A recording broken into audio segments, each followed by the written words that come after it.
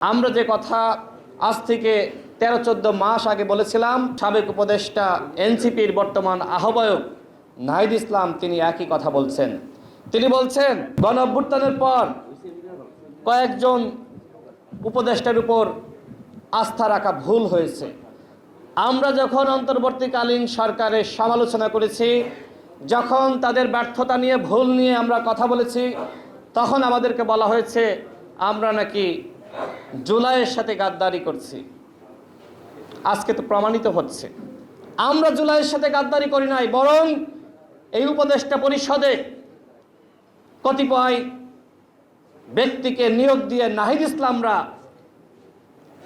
জুলাইয়ের সঠিক ব্যবহার করে নাই। আমি বলছি না তারা গাদ্দারি করেছে, কারণ তারা জুলাই বিপ্লবের মহানায়ক, তারা ভুল করেছে।